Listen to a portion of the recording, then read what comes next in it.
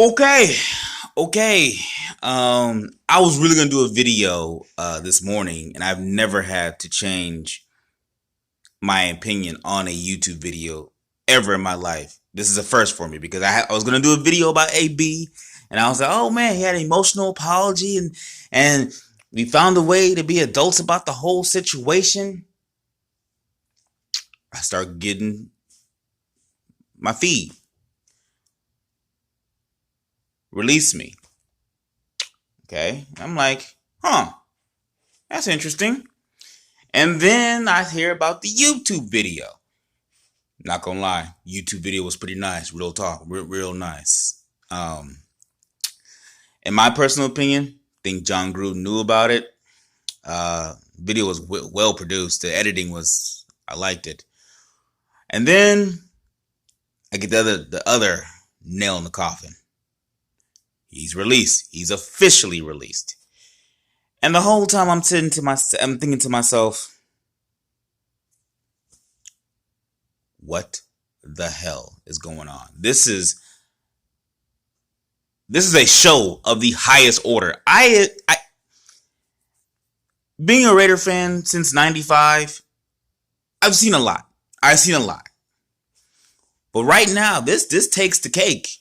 And I will admit, a lot of this is enhanced by social media, and I'll get into that a little bit later. But man, this is whoa. I go from we about to smoke the Denver Broncos on Monday Night Football to might be a close game. You know, all-star player. Matter of fact, for the second straight year, we lose our best player.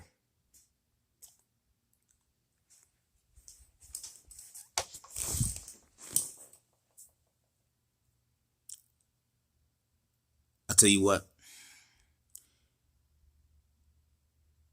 You can't make this stuff up. I mean, I'm really baffled. Like 2 years, within 2 years, we've lost Amari Cooper, Amari Ferrari. We've lost Khalil Mack. AB didn't even play again. We can't even say we lost AB because you have to play to lose something. We can't say we lost AB. We rented AB. You can't even say we rented him because he hadn't done anything. This is baffling.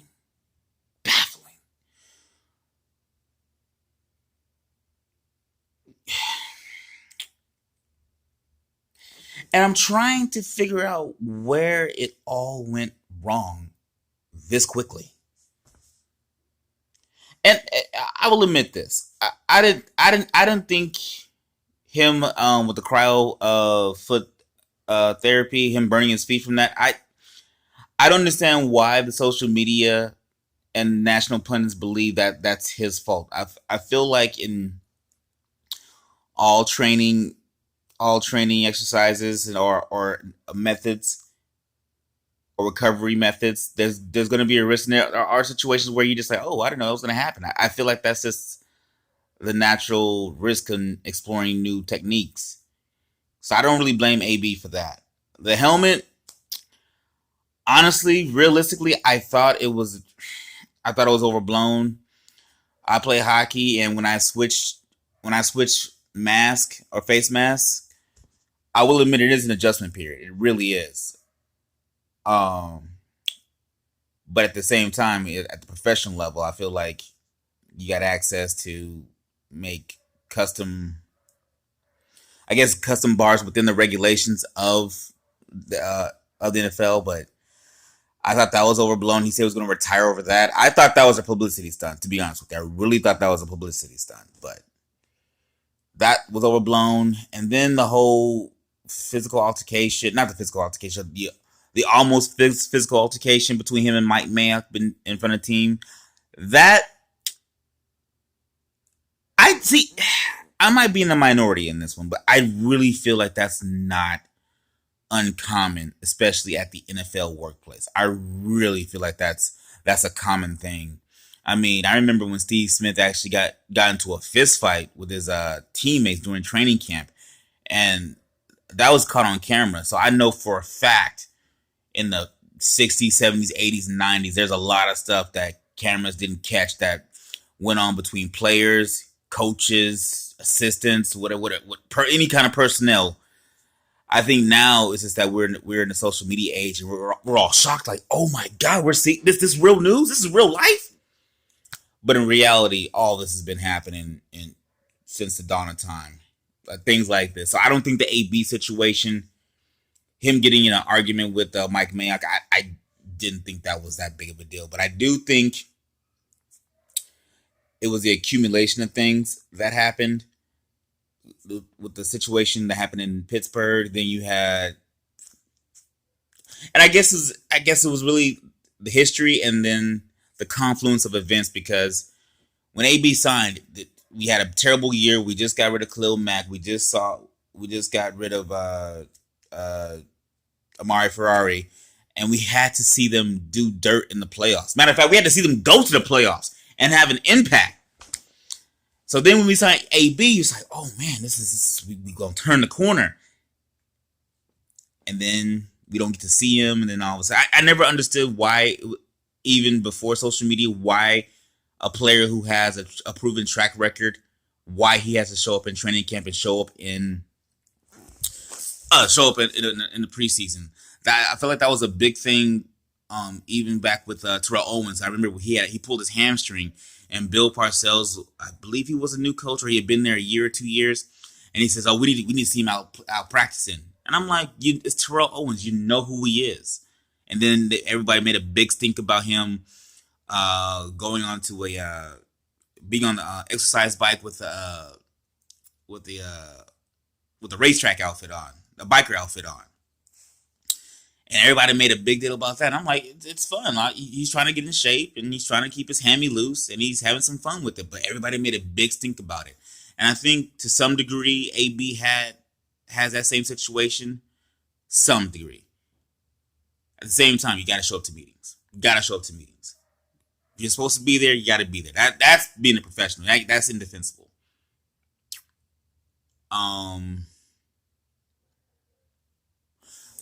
Where else did it go wrong? Also, I think it also went wrong because it's Mike Mayock's first job as a GM.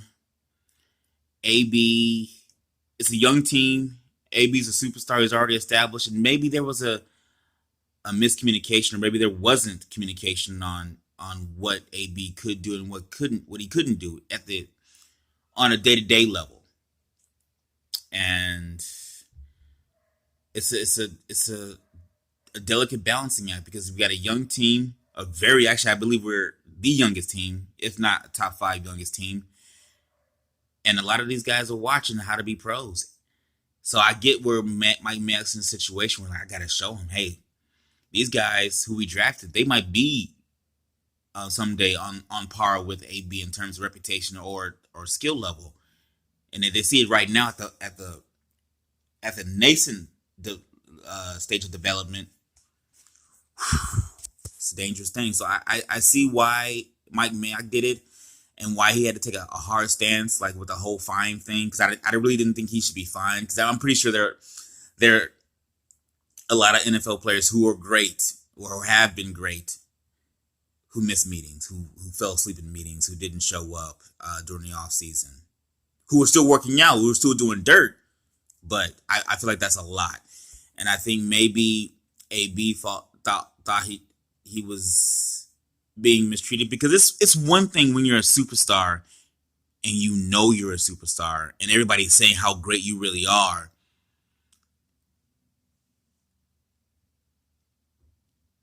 You don't expect to be treated the same way, because CEOs don't expect to be treated like the person who just got hired. Managers don't expect to be treated like that. Older kids don't expect to be treated like 5-year-olds or a middle school age kid. So everybody else always has an expectation of how they should be treated, especially if it's based on your merit. And AB being a 6th round pick, where he wasn't even supposed to be on that Steelers team, and you could say he was the best receiver. He has become the best receiver out of everybody who was drafted ahead of him on that team. Mike Wallace, Emmanuel Sanders, can't remember. There was somebody else on the team too. Oh, Martavius Bryant. I mean, you could make the actually no. AB is better than all of them, and he has that kind of mentality where it's like I've done all this work. Why can't I have some exceptions? Maybe. And when he didn't get that, maybe he felt slighted. Now us outside looking in, we're sitting there like, bro, you got $31 million. You got all this stuff. But I don't know what happened behind closed doors. I don't know the conversations. I don't know the understanding that was conveyed. So crazy stuff. 2 years in a row, I never would have thought that would happen.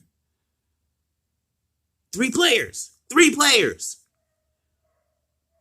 Man, if HBO was smart, they would bring back Hard Knocks and just have the whole season of them filming it. Just film the Raiders from Oakland to the Las Vegas. Just film the whole transition because we are making headlines, boys and girls, headlines for all the wrong reasons. Damn. So in a nutshell, that's all I got right now. Jesus, I even thought about my fantasy team. Well, we'll get to that later. Wow. 2 years in a row. Good news is, I feel like the team is not as contingent on one or two players as we were last year. I feel like the team is better overall in terms of depth.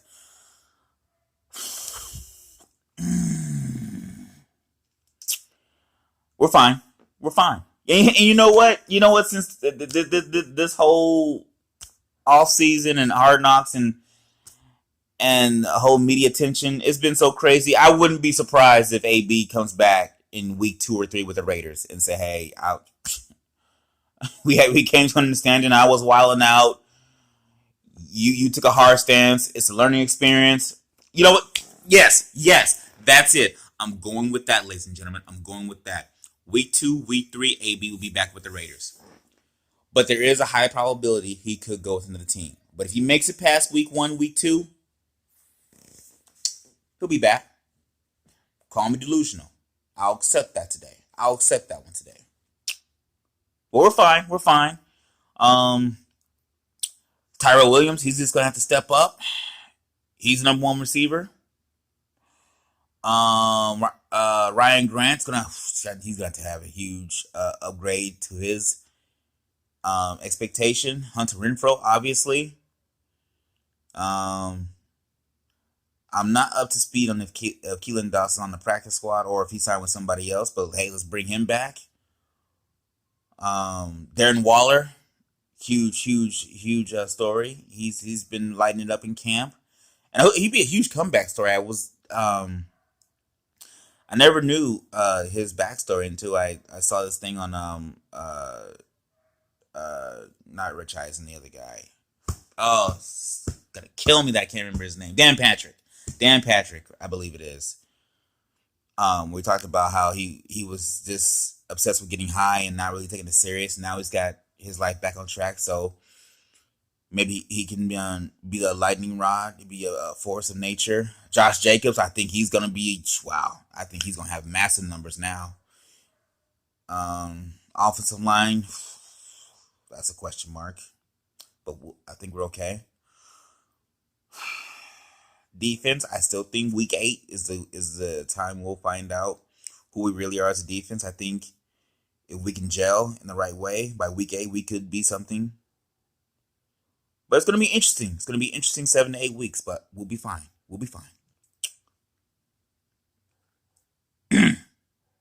We're okay. We're national news. The whole world is on us. The spotlight's on us. And when the lights shine brightest, the best players make the biggest plays at all times. And that's what we will show. And that's what we will believe. Yeah. Game time, ladies and gentlemen. It's game time. You know what? Super Bowl. We out here. Yes, I'm saying it. I still believe it. Everything's okay, ladies and gentlemen. We're okay, nation. We're okay.